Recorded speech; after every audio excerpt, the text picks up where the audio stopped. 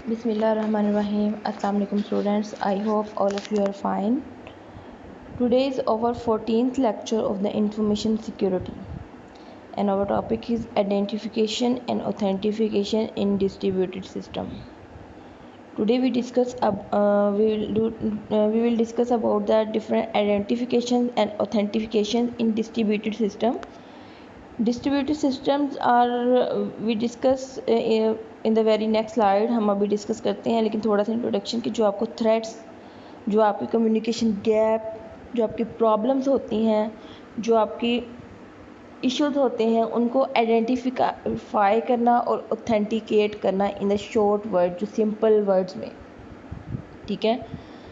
Identification and authentication, ये दो topic हमने, आपको याद होगा कि आइडेंटिफिकेशन किसी चीज़ की आइडेंटिटी को पता करना, जिसमें हम इंक्रिप्शन एंड डिक्रिप्शन यूज़ करते हैं, ये हम, और ऑथेंटिकेशन किसी चीज़ को ऑथेंटिकेट करना, जैसे कि पासवर्ड के थ्रू, लॉगिन के थ्रू, और आपकी थंब इंप्रेशन के थ्रू, आपकी रजिस्ट्रेशन के थ्रू, आपकी वॉइस रिकॉग्नाइजेशन, फेस रिकॉग्नाइजेशन, ये डिफरेंट जो पार्ट्स हैं, डेट इज़ ऑथेंटिकेशन, जो कि आपको ऑथेंटिकेट करता है कि yes you are the right person.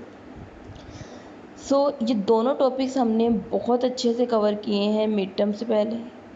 अब आपको इनके बारे में बहुत ज़्यादा अच्छे से पता चल गया, क्योंकि अपने लोगों ने मिड टर्म के एग्ज़ाम दिए हैं और मिड टर्म के एग्ज़ाम्स के लिए पिछले आपने स्लाइड सारी पढ़ी होंगी, तो आपको ये दोनों टॉपिक्स अच्छे से, आपको इनका आइडिया होगा कि क्या है, मुझे रिवाइज़ करने की ज़रूरत नहीं है। तो आज हमने इनके बारे में पढ़ना है कि जो आइडेंटिफिकेशन और ऑथेंटिकेशन हमने पढ़ी थी, उनकी डिस्ट्रीब्यूटेड सिस्टम में, लोकल एंड डिस्ट्रीब्यूटेड सिस्टम में क्या इश्यूज़ क्या हैं, क्या पार्टिसिपेशन है इनकी। Clear? So now we start our lecture. सबसे पहले introduction. A distributed system is susceptible to the variety of security threat, कि डिफरेंट जो सिक्योरिटी थ्रेट्स होते हैं उनको फील करना, उनको महसूस करना, उनको सस्पेक्ट्स में लाना, ठीक है, उनको कीनली चेक करना। डिफरेंट थ्रेट्स जो हैं, जो आपके सिस्टम्स में आ रहे होते हैं, that is a distributed system. Second है, a principal can impersonate their principal and authentication becomes an important requirement, कि जो सबसे पहले जो आपका प्रिंसिपल है, जो दूसरे ऑथेंटिकेशन प्रिंसिपल्स आपने बनाए हुए हैं आइडेंटिफाई करने के लिए, ऑथेंटिकेशन के लिए, वो प्रिंसिपल्स को की रिक्वायरमेंट से पूरा उतरना, उन प्रिंसिपल को कंप्लीट करना बहुत इम्पोर्टेंट है, ठीक है। लेट्स सपोज कि आपने कोई काम करने के लिए कोई प्रिंसिपल्स बनाए हैं, ठीक है। अगर आप उन प्रिंसिपल्स को फॉलो नहीं करेंगे तो क्या होगा कि आप अपनी गोल तक नहीं जा पाएंगे। तो इट्स वेरी इम्पोर्टेंट कि आप इन प्रिंसिपल्स को फॉलो करें। प्रिंसिपल्स को फॉलो करना is the most important thing. Authentication is the process by which one principal verifies the identity of other principal. ये ऑथेंटिकेशन जो है ऐसा प्रोसेस है जिसमें एक प्रिंसिपल वेरीफाई कर रहा होता है किसी दूसरे प्रिंसिपल की आइडेंटिटी को। यही है ना, आपको याद होगा कि हमने किसी जो आइडेंटिफाई हुआ, उस आइडेंटिफिकेशन को हमने ऑथेंटिकेट भी करना होता है, ठीक है। एक पर्सन है, अपनी आईडी दिखा दी, उसने आइडेंटिटी दिखाई, लेकिन उस आईडी को आपने ऑथेंटिकेट भी करना है अपनी डेटाबेस में से, ये चेक करना है अगर आपको पता है, तो ये ऑथेंटिकेशन ज़रूरी है। On the way authentication only one principal verifies the identity of other principal, कि वन वे ऑथेंटिकेशन में एक प्रिंसिपल जो है वो वेरीफाई कर रहा होता है आइडेंटिटी को दूसरे प्रिंसिपल से। But in the mutual authentication both communicating principles verify each other identity. एक होती है वन वे ऑथेंटिकेशन, एक होती है mutual authentication. One way authentication में क्या हो रहा होता है कि वन वे ऑथेंटिकेशन में वो कह रहे हैं कि एक प्रिंसिपल दूसरे प्रिंसिपल को सिर्फ आइडेंटिफाई कर, लेकिन म्यूचुअल पे वो दोनों आइडेंटिफाई कर रहे होते हैं कि एक जो है अगर पर्सन अपनी इन्फॉर्मेशन किसी को ऑथेंटिकेट कर रहा है तो वो उसको वो भी ऑथेंटिकेट कर रहा होता है कि आप ही राइट ऑफिसर हैं जो मुझसे इन्वेस्टिगेट कर रहे हैं। मैं आपको अपने ओरिजिनल डॉक्यूमेंट्स या अपनी इम्पोर्टेंट जो अपनी मेरी सबसे सेफ़ एंड साउंड चीज़ें हैं वो मैं आपको ऑथेंटिकेट करवाने के लिए दे रहा हूँ, तो आप भी ऑथेंटिकेट पर्सन ही है ना जिसको मैं दे रहा हूँ, आप भी राइट पर्सन है। तो ये कुछ में म्यूचुअल ऑथेंटिकेशन होती है, कुछ में वन वे ऑथेंटिकेशन होती है। नेक्स्ट है background and identification definition.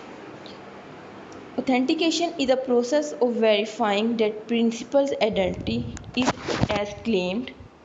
Authentication एक ऐसा प्रोसेस है कि जिसमें वेरीफाई करते हैं किसी प्रिंसिपल्स की आइडेंटिटी क्लेम कर रहे होते हैं। Authentication is based on the possession of some secret information. कुछ सीक्रेट इन्फॉर्मेशन को हम क्लेम करते हैं, ठीक है, उसकी ऑथेंटिकेशन कर रहे होते हैं लाइक पासवर्ड्स वगैरह के through. Non only the entities participating in the authentication. Password आपका वही जानता है जो ओनर है, आपका पासवर्ड या तो आप जानते हैं या वही जानता है जिसको आपने ये राइट दिया है, इसके अलावा और कोई पासवर्ड नहीं जानता होता।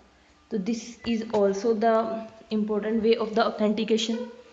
When an entity want to authenticate other entity the former will verify it.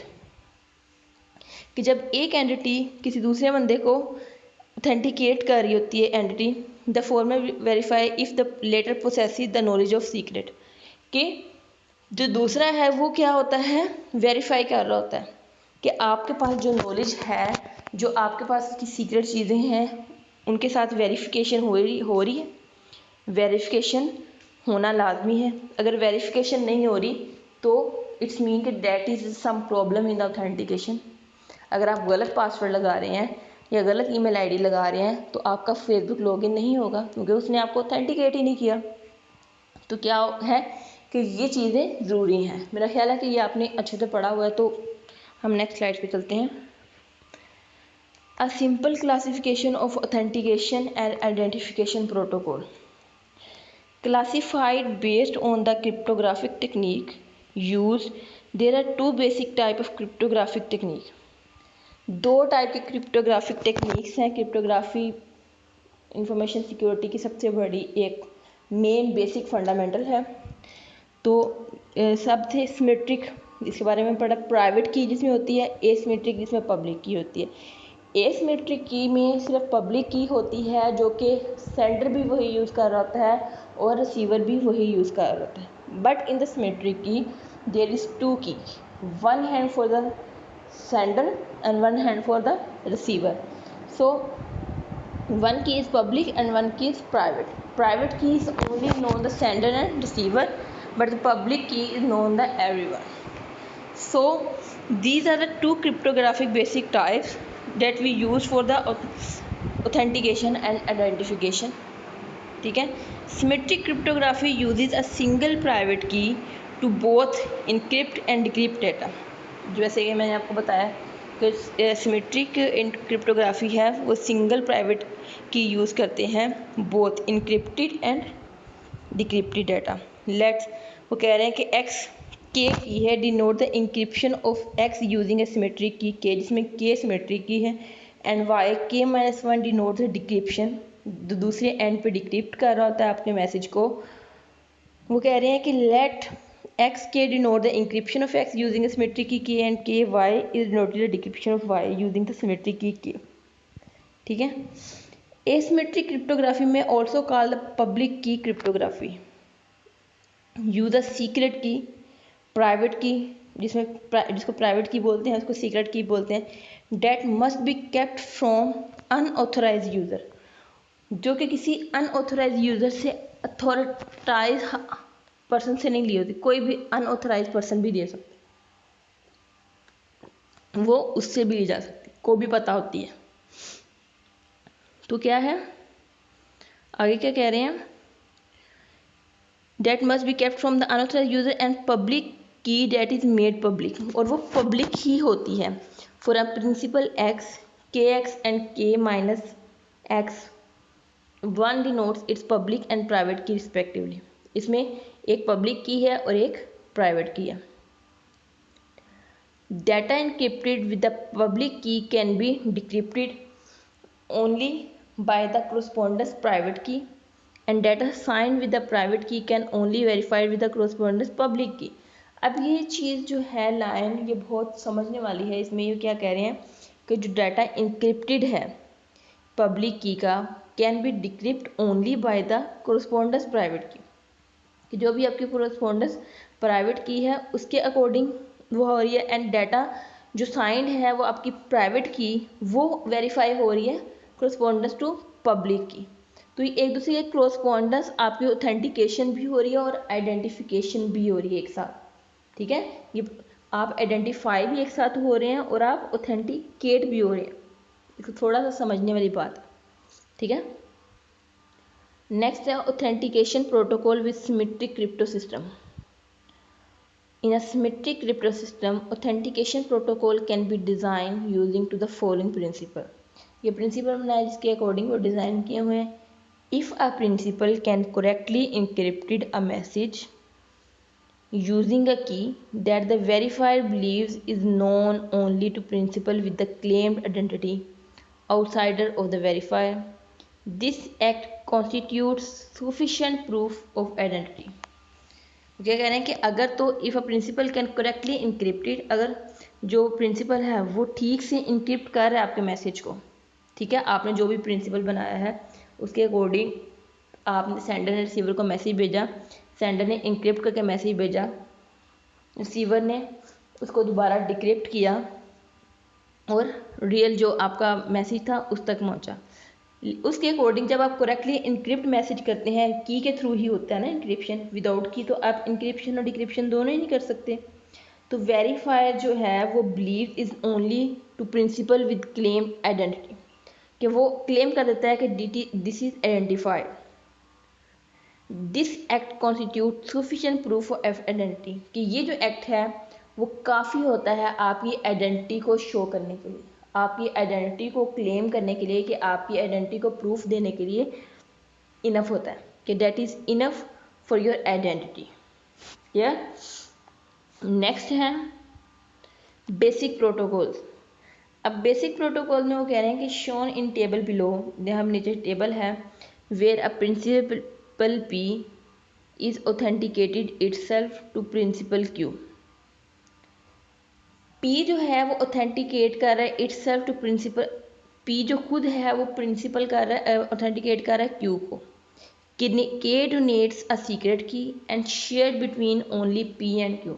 और के जो है हमारे पास एक प्राइवेट की यानी सीक्रेट की है जो कि सिर्फ पी एंड क्यू को पता है, क्योंकि वो सीक्रेट की है, प्राइवेट की है, इस वजह से वो पब्लिक नहीं है, इस वजह से वो पी एंड क्यू को ही पता है, किसी और अनऑथराइज पर्सन को नहीं पता।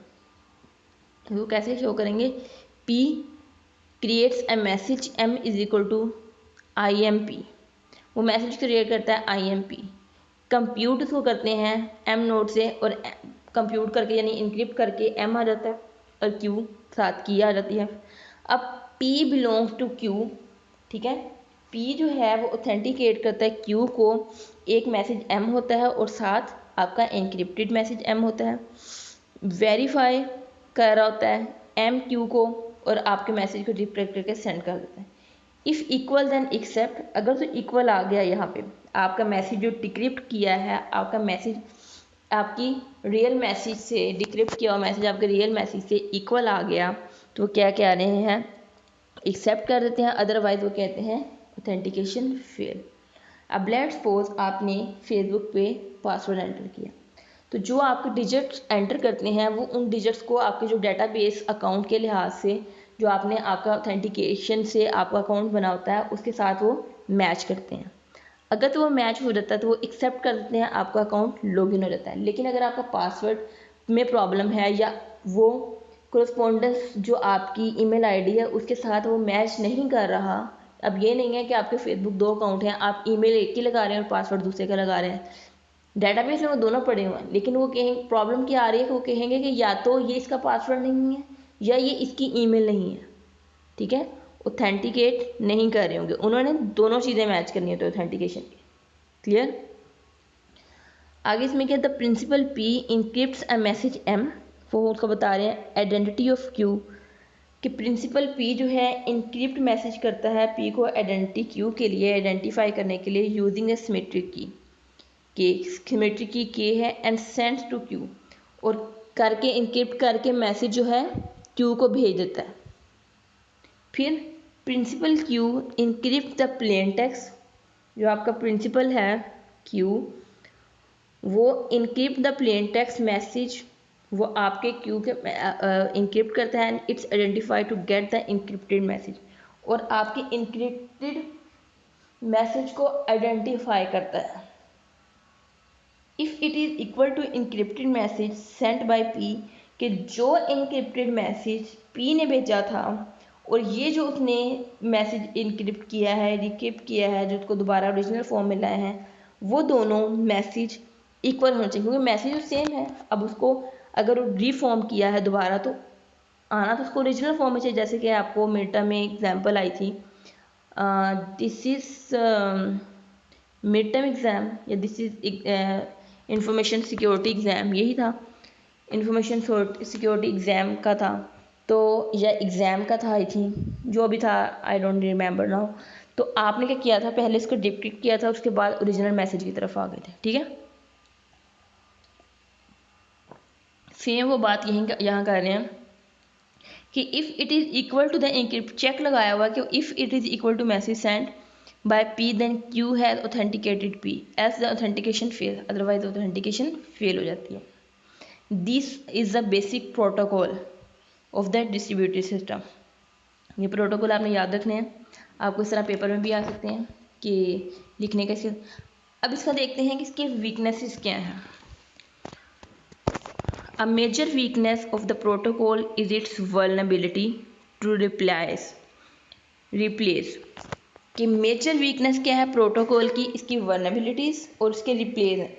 N adversary could masquerade as P by recording the message M note and later replaying it, कि आप किस तरह उनको रिपीट, एक तो रिपीटेशन में करते हैं और आप किस तरह उन मैसेजेस के रिप्लाई करते हैं। आपको ये चीज़ें देखनी। यहाँ पे इसमें वीकनेस है कि आपको रिप्लाई करना हो तो फिर आपके लिए प्रॉब्लम्स आ जाती हैं। ठीक है, तो हर चीज़ की जैसे कि बेनिफिट्स हैं तो उसके ड्रॉबैक्स भी हैं। अब इसमें वो कह रहे हैं since both plain text message M and its encrypted version M, मैंने ये बताया था ना कि एम जो है मैसेज है और जब आप इंक्रिप्ट कर देते हैं तो वो क्या हो जाता है, एम नोट हो जाता है, आपका इंक्रिप्टेड मैसेज बन जाता है। क्लियर। एम नोट एंड वो कह रहे हैं कि are send together by P to Q, आप मैसेज एम और अपना इंक्रिप्टेड मैसेज पी से क्यू की तरफ जाता है। This method is vulnerable to known plain text attack, कि यहाँ पे प्लेन टेक्स्ट पे भी अटैक हो सकता है, ये भी इसकी वीकनेस है। ठीक है, अब वो प्लेन टेक्स्ट में कहीं से उसको की पता चल जाए या थोड़ी सी क्रैक करे, कुछ कोशिश करे तो आपको क्या पता कुछ मैसेजेस को समझ आ जाए, तो आपके एग्जैक्टली मैसेज का नहीं पता चलेगा, लेकिन प्लेन टेक्स्ट भी अगर वो करेगा तो कुछ ना कुछ मे बी उसको इन्फॉर्मेशन पता चल जाए। ठीक है, अगर वो बहुत शार्प हैकर है और वो हैक करने की कोशिश करता है तो वो मे बी कुछ ना कुछ आपकी सिक्योरिटी को हार्मफुल हो। ठीक है, अब नेक्स्ट है modified protocol with nonce to prevent replay attacks. We modify the protocol by adding a challenge and response step, कि आप चैलेंज भी करें और उसका रिस्पॉन्स भी लें। रिप्लाई अटैक्स में कि जब आप कोई रिप्लाई करते हैं उन अटैक से क्या होगा, उन अटैक से बचने के लिए प्रोटोकॉल्स जो हैं आप ऐड करें, चैलेंज करें और रिस्पॉन्स दें। Step using nonce. अब नॉन्स क्या है उसको देखते हैं। अ नॉन्स इंश्योर, नॉन्स ऐसी चीज है जो इंश्योर करता है that all communication can not be reuse in reply attack, कि जो आपकी पुरानी इन्फॉर्मेशन सिर्फ वही टेक्स्ट जाएगा, जो आपकी ओल्ड कम्युनिकेशन है उसको वो गेट नहीं कर सकता। उसको वो अटैक नहीं कर सकता। क्लियर। अब इसको देखें किस तरह लिख रहे हैं, इफ़ P डिनोटिस टू K। अब P जो है अपना मैसेज ऑथेंटिकेट कर रहा है Q से, IMP मैसेज है IMP, तो Q जनरेट्स नोन्स N, कि आपकी जो प्रीवियस कन्वर्सेशन है, प्रीवियस कम्युनिकेशन हुई है, उसको हार्मफुल ना हो, तो Q belongs to P N होगा, रिप्लाई गया। अब Q ने P को रिप्लाई किया है, P ने कंप्यूट किया M नोड को, जो कि इनक्रिप्ट किया उस की के थ्रू, P बिलोंग्स टू की। अब M नोड P दोबारा से उसको इनक्रिप्टेड मैसेज भेजता है, वेरिफिकेशन होती है, if equal then accept otherwise authentication fail, वही प्रोसेस दोबारा से शुरू हो जाता है। चैलेंज एंड रिस्पॉन्स होता है, चैलेंज कर रहे होते हैं आप नोड्स के थ्रू, ठीक है, आप हैकर को चैलेंज करते हैं कि अब मैं रिस्पॉन्स भी कर रहा हूँ, अब मैं चैलेंज भी कर रहा हूँ कि तुम मेरे इसको कम्युनिकेशन को क्रैक करके देखो, ये ऐसे, ठीक है। Replay is foiled by the freshness of nodes n and because n is drawn from a large space। जो आपका n है, आप रिप्लाई भेज रहे हैं, वो एक लार्ज स्पेस के थ्रू ड्रॉन, ठीक है। नेक्स्ट है वीकनेस। अब इसकी भी वीकनेस है, this is protocol has scalability problem because each principal must store the secret key to every other principal it would ever want to authenticate, also vulnerable to no plain text attack। कि कह रहे हैं कि ये जो protocol है scalability problem का भी इशू आ जाता है इसमें, ठीक है। स्केलेबिलिटी इशू आ जाता है बिकॉज हर प्रिंसिपल जो है स्टोर हो जाता है, ठीक है, उसका स्केलेबिलिटी इशू फिर आ जाता है, ठीक है, और सीक्रेट मैसेज भेज रहा था, ऑथेंटिकेट कर रहा था, तो इससे प्लेन टेक्स्ट पे अटैक्स इसकी वजह से हो सकते हैं, जब आपकी वो स्केलेबिलिटी कम हो जाएगी। नेक्स्ट है one time password scheme. In the one time password scheme a password can only be used once. ये भी एक सिक्योरिटी को इन्हेंस करने का एक तरीका है कि आप पासवर्ड एक ही दफ़ा लगा सकते हैं, अगर आपका करेक्ट हो गया ठीक, अदरवाइज वो ब्लॉकेज की तरफ जाएगा। क्लियर। तो अगर ब्लॉकेज हो गई तो फिर दोबारा से आपको रीसेट करना पड़ेगा और वो सारा प्रोसेस करना पड़ेगा। तो इसमें चांस ही एक होता है, ठीक है, इसमें चांस वैसे होता है कि समटाइम्स हम 5-6 दफ़ा पासवर्ड लगवाएं तो फिर वो पूछ रहा आता है, और फेसबुक पे तो जितनी दफ़ा मर्जी लगा लें। मोबाइल पे ये होता है कि आपका जैसे आप गलत पैटर्न लगा दें, 2-3 दफ़ा लगाएं तो फिर वो कहता है कि आप इतने सेकंड के बाद लगाएगा, फिर इन मिनट्स के बाद, फिर घंटों पे आ जाता है, ठीक है। सिम पे अगर आप लगाएं तो आपकी सिम ब्लॉक हो जाती है, फिर आपको कॉल सेंटर करके तो दोबारा पक कोड लेना पड़ता है। ये सारे प्रोसेस थे आपने डेफिनेटली गुजरे होंगे या कभी ना कभी यूजेबल हुए होंगे आपकी डेली लाइफ में। Sorry. The system generates a list of password and secretly communicate this list on to the client and the server।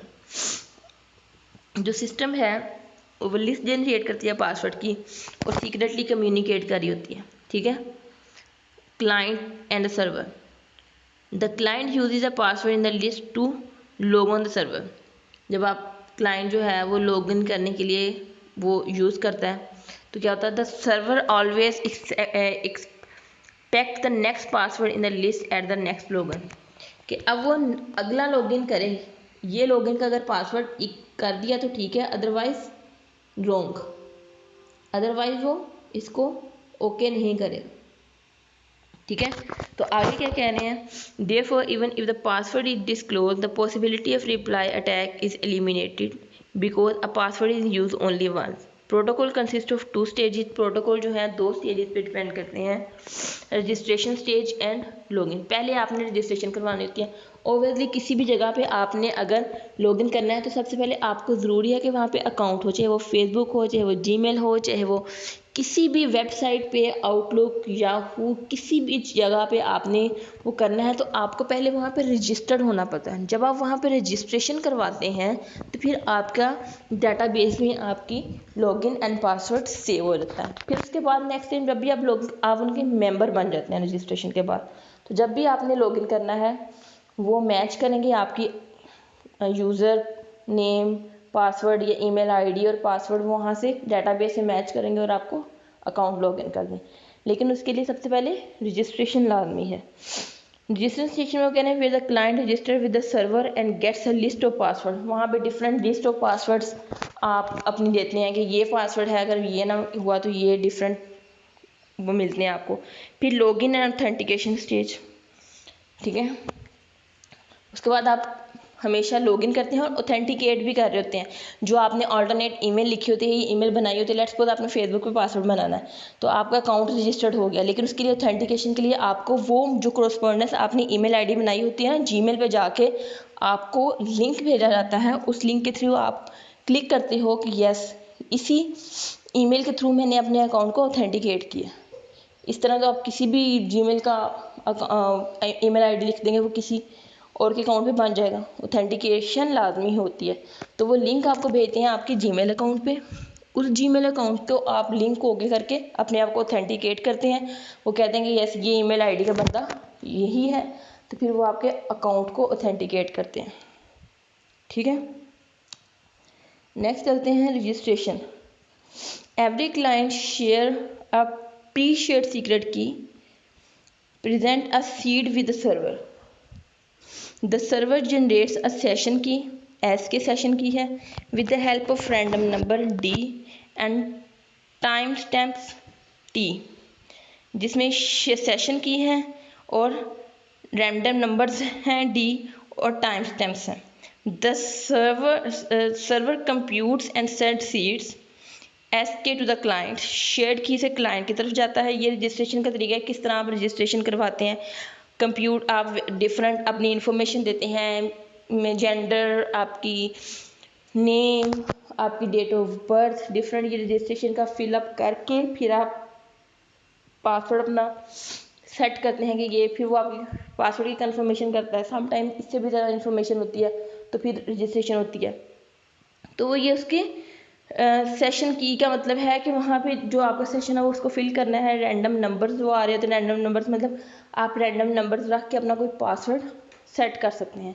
कई वेबसाइट ने अपनी एक पॉलिसी बनाई होती है कि आपके इतने अपर केस होने चाहिए, इतने लोअर केस, इतने स्पेशल केसेस, इतने इसमें नंबर्स भी होने चाहिए। तो इट्स ऑल डिपेंड्स, ठीक है, कि क्या रिक्वायरमेंट्स हैं और क्या प्रिंसिपल्स हैं।